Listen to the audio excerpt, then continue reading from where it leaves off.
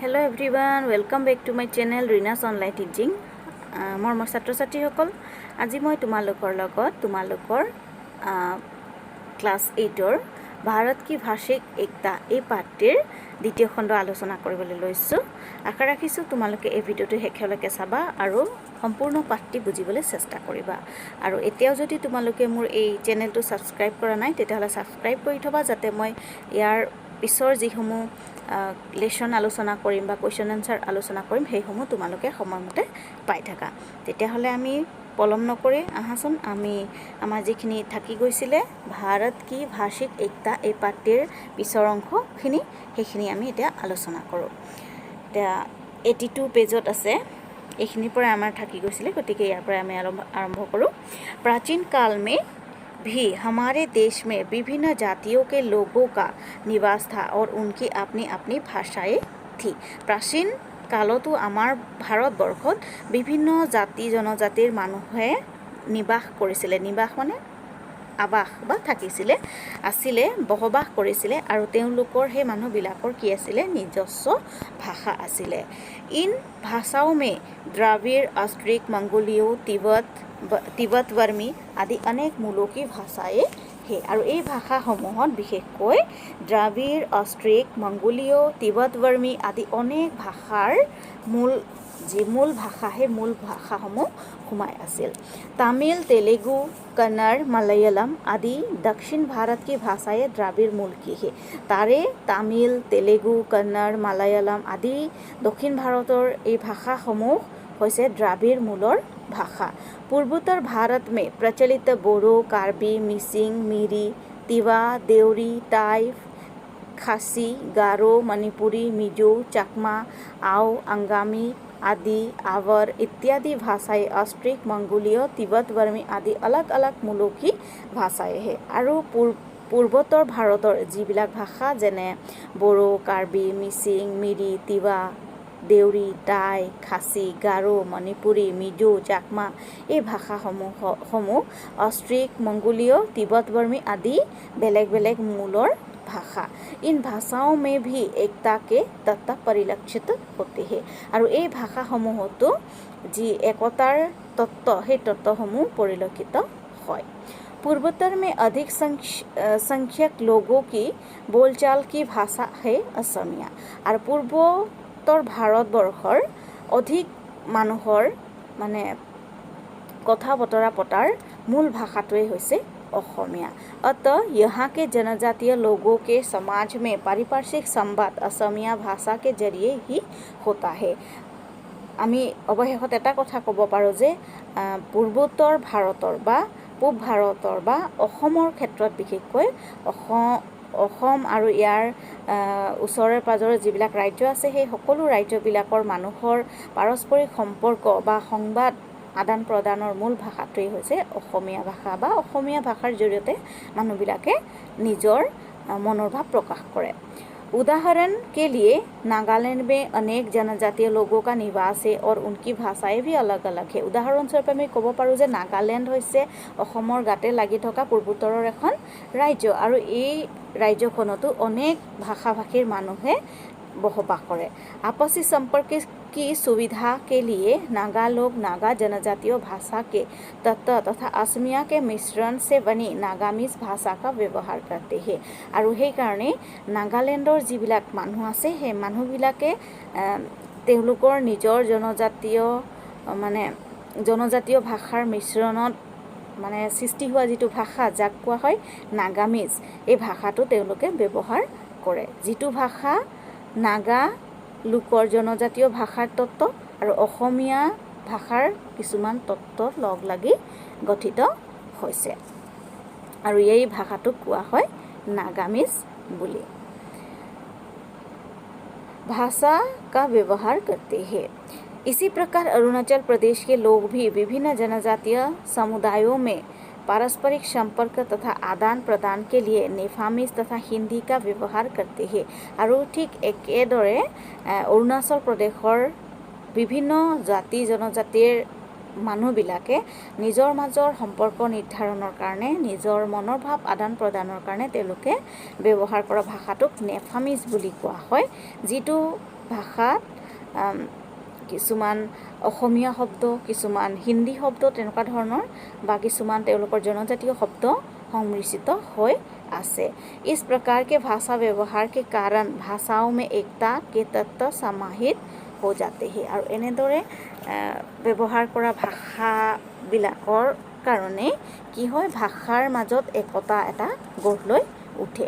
भारतवर्ष में जब मुसलमान लोगों का आगमन हुआ तब उनके साथ अरबी और फारसी भाषाएं भी आ गई। ভাৰতবৰ্ষত যেতিয়া মুছলমানসকলৰ আগমন হৈছিল তেতিয়া তেওঁলোকে তেওঁলোকৰ লগত তেওঁলোকৰ নিজস্ব ভাষা আৰবী ফাৰ্চী এই ভাষাও লৈ আহিছিলে। इन भाषाओं के प्रभाव के कारण आधुनिक भारतीय भाषाओं में किताब, कलम, कागज, चश्मा, दुनिया आदि हमेशा व्यवहार में आने वाले अनेक शब्दों का प्रचलन होने लगा।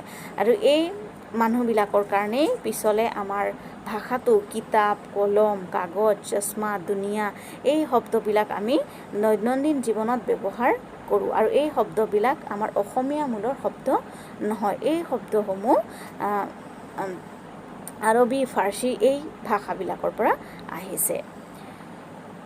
मुसलमानों के बाद भारत में अंग्रेज, फ्रांसीसी, डच, पुर्तगाली आदि अनेक यूरोपीय जातियों के लोग आए और उन्होंने उपनिवेश बना लिए। ইয়াৰ পাছত মুছলমানসকল অহাৰ পাছত ভাৰতবৰ্ষলৈ আহিছিলে ইংৰাজসকল,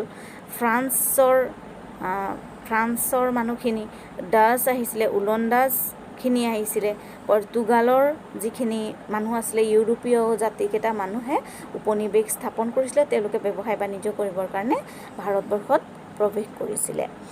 इनके सानिध्य के कारण हमारी भाषा में इनकी भाषाओं के अनेक शब्द आ गए और धड़ल्ले से प्रयोग भी होने लगे। আৰু তেওঁলোক অহাৰ পাছতে তেওঁলোকৰ যিবিলাক ব্যৱহাৰ কৰা ভাষা সেই ভাষাসমূহ আমাৰ ভাষাৰ লগত মিলি এক হৈ আমাৰ ভাষাৰ চহকী কৰিলে আৰু আমি তেওঁলোকে ব্যৱহাৰ কৰা ভাষা এতিয়া ব্যৱহাৰ करो।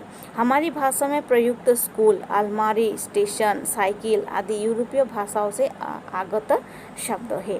उदाहरणस्वरूप আমি ক'ব পাৰোঁ স্কুল, আলমাৰী, ষ্টেচন, চাইকেল আদি এই শব্দসমূহ ইউৰোপীয় ভাষাৰ পৰা অহা শব্দ। আগত মানে অহা শব্দ। इन विदेशी भाषाओं से आगत शब्दों के कारण आधुनिक भारतीय भाषाओं में एक प्रकार का संपर्क सूत्र बन चुका है। আৰু এনেদৰে বিদেশী ভাষাসমূহ আমাৰ নিজৰ ভাষাত আহি যোৱাৰ কাৰণে আধুনিক ভাৰতীয় ভাষাৰ ক্ষেত্ৰত মানে এক প্ৰকাৰৰ সম্পৰ্ক সূত্ৰৰ স্থাপনা হৈছে। अंग्रेजी शासन से स्वतंत्र होने के पश्चात भारतीय संविधान सभा ने 14 सितंबर 1949 को देवनागरी लिपि में लिखित हिंदी को भारत की राजभाषा के रूप में स्वीकृति दी। তাৰ পাছত ইংৰাজ শাসনৰ চলি আছিলে। ইংৰাজ শাসন চলি থকাৰ পাছত যেতিয়া ভাৰতবৰ্ষ স্বতন্ত্ৰ হোৱাৰ পাছত ভাৰতবৰ্ষত সংবিধান হ'ল আৰু সেই সংবিধান সভাই 14 ছেপ্টেম্বৰ 1949 চনত দেৱনাগৰী লিপিত লিখা হিন্দী ভাষাক ভাৰতবৰ্ষৰ ৰাজভাষা হিচাপে স্वीकृति दिए। स्वतंत्रता आंदोलन के दौरान जनता ने हिंदी को राष्ट्रभाषा की भी मर्यादा दी थी और यो भाषा राष्ट्रीय अस्मिता की प्रतीक बन गई थी। देश के हिंदीतर भाषी राज्यों में हिंदी प्रचार प्रसार की लहर फैल गई थी। हिंदीतर भाषी राज्यों के बीच संपर्क भाषा के रूप में भी व्यवहित होने लगी थी। इधर जनसंचार माध्यमों में हिंदी अपने लिए एक महत्वपूर्ण स्थान बना चुकी है। विभिन्न पत्र पत्रिकाएं, फिल्म, टीवी सीरियल, विज्ञापन आदि में हिंदी का प्रयोग होने लगा है और ये देश भर में संप्रचारित भी होते हैं। अतः विभिन्न आधुनिक भारतीय भाषाओं में हिंदी के प्रभाव के कारण कोई सम्मान तत्व आ गए। তাৰ পাছত যেতিয়া ভাৰতবৰ্ষ স্বাধীনতা লাভ কৰিলে, স্বাধীনতা লাভ কৰাৰ পাছত ভাৰতবৰ্ষৰ ৰাষ্ট্ৰভাষা হিচাপে হিন্দীক মৰ্যাদা দিয়া হয়। হিন্দী ভাষা কোৱা ৰাজ্যসমূহত ইয়াৰ বহুল প্ৰচাৰো কৰা হয়। हिंदीतर भाषी राज्यों के बीच संपर्क भाषा के रूप में व्यवहित होने लगे। আৰু বিশেষকৈ হিন্দীতৰ যিবিলাক ৰাজ্য আছে সেই ৰাজ্যবিলাকত এই হিন্দী ভাষাক সম্পৰ্ক ৰক্ষাৰ ভাষা হিচাপে ব্যৱহাৰ কৰা হ'ল। ইয়াৰ উপৰি ভাৰতবৰ্ষৰ জনসঞ্চাৰ মাধ্যম, তাৰ পাছত টিভি, ফিল্ম, বিভিন্ন ধৰণৰ পত্ৰ পত্ৰিকা আদি, টিভি চিৰিয়েল, বিজ্ঞাপন আদিতো হিন্দী ভাষাত বহুলভাৱে মানে ব্যৱহাৰ কৰা হৈছিলে। আৰু এনেদৰেই হিন্দী ভাষাৰ এটা সন্মান মানে স্থিতি লাভ কৰিবলৈ সক্ষম হয়। साहित्यिक अनुवाद के जरिए किसी एक भाषा के बोलने वाले लोगों को अन्य भाषाओं के उत्कृष्ट और विशिष्ट रचनाओं का स्वाद प्राप्त होता है। साहित्यिक अनुवाद के जरिए ইয়াৰ উপৰি সাহিত্যিক অনুবাদৰ জৰিয়তেও বেলেগ ভাষাৰ কোৱা মানুহে বেলেগ ভাষাৰ মানে শিকিব পাৰে। विशिष्ट रचनाओं का स्वाद प्राप्त होता है और विशिष्ट যিবিলাক ৰচনা সেই ৰচনাসমূহৰ সোৱাদো তেওঁলোকে লাভ কৰিবলৈ সক্ষম হয়। इसके अलावा भाषिक समृद्धि में भी साहित्यिक अनुवाद का महत्वपूर्ण योगदान रहता है। ইয়াৰ উপৰি ভাষিক সমৃদ্ধিৰ কাৰণেও সাহিত্যিক যি অনুবাদ সেই অনুবাদৰ এটা গুৰুত্বপূर्ण महत्व আছে। हिंदी के प्रयोग क्षेत्र में विस्तार तथा स्थानीय भाषाओं में विभिन्न विषयों की हिंदी भाषार प्रयोग और विस्तार तथा स्थानीय भाषार विभिन्न विधिर क्षेत्रतो पारिभाषिक शब्दावली निर्माण कार्य को अनुवाद से काफ़ी सहायता मिली और अनुवाद কৰি বিশেষকৈ সেই ভাষাসমূহ আগবঢ়াই নিয়াৰ ক্ষেত্ৰত সহায়ক হৈছে। विभिन्न भाषाओं के पारिभाषिक सहयोग से काफ़ी शब्द का विकास और निर्माण हुआ और এনেদৰে বিভিন্ন ভাষাৰ পাৰস্পৰিক সহযোগত बहुत शब्द और यार विकासो होइसे। कुछ क्षेत्र में अंतर्राष्ट्रीय शब्दावली का भी प्रयोग स्वीकृत हुआ और किसुमान क्षेत्रत अंतर्राष्ट्रीय जिबिला शब्दावली माने सकलो राष्ट्रते व्यवहित हुआ शब्दावलिओ व्यवहार करा है। इन सभी कारणों से आधुनिक भारतीय भाषाओं में पारस्परिक संपर्क बढ़ने लगा है और এনেকুৱা কাৰণে आधुनिक भारतीय भाषाসমূহৰ পাৰস্পৰিক সম্পৰ্কৰ ক্ষেত্ৰত বিশেষকৈ যি সম্পৰ্ক ৰাষ্ট্ৰবিলাকৰ মাজত সেই মানে সম্পৰ্ক আগবাঢ়ি যাবলৈ ধৰিলে। ভাষাओं में सामान्य तत्व की वृद्धि हुई है और ভাষাসমূহৰ ক্ষেত্ৰত সামান্য যি তত্ত্ব সেই তত্ত্বৰো শ্ৰীবৃদ্ধি হৈছে। भाषिक एकता के लिए यो बहुत ही महत्वपूर्ण है और भाषिक एकतार কাৰণে এইটো এটা महत्वपूर्ण कथा। भारत की विभिन्न भाषाओं की लिपियाँ भी भिन्न भिन्न है। भारतवर्षर विभिन्न भाषार लिपिসমূहो भिन्न भिन्न हुआ देखा जाए। उदाहरणार्थ हिंदी भाषा की लिपि देवनागरी है, पंजाबी की गुरुमुखी, इसी प्रकार असमिया, उड़िया, तमिल, तेलुगु आदि भाषाओं की लिपियाँ अलग अलग है। जेने हिंदी भाषार लिपिक देवनागरी বুলি কোৱা হয়, पंजाबी भाषार जी लिपि তাক কোৱা হয় গুৰুমুখী বুলি। ঠিক তেনেকে অসমীয়া, উড়িয়া, তামিল, তেলুগু आदि भाषारो लिपि बेलेग बेलेग हुआ देखा जाए।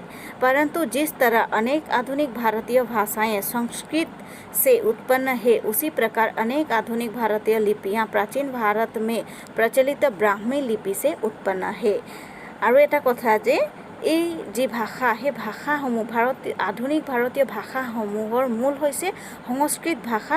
যিহেতু এই ভাষাসমূহ সংস্কৃত ভাষাৰ পৰা উৎপন্ন হৈছে, গতিকে এই ভাষাসমূহৰ যি লিপি সেই লিপিসমূহ সংস্কৃত ভাষাৰ লিপি যাক কোৱা হয় ব্ৰাহ্মী লিপি বুলি, সেই ব্ৰাহ্মী লিপিৰ পৰাই উৎপন্ন হৈছে। আৰু সেইকাৰণে এই লিপিসমূহৰ মাজতো কিছু ক্ষেত্ৰত एकता देखिबले पोआ जाए। गौर से देखने पर विभिन्न लिपियों में कुछ न कुछ समानता दिखाई पड़ती है और সেই কাৰণে যদি আমি ভালদৰে মন কৰোঁ তেতিয়াহ'লে দেখিম যে এই লিপিসমূহৰ মাজত কিছুমান মানে একতা দেখিবলৈ পাওঁ, কিছুমান মিল দেখা পোৱা যায়।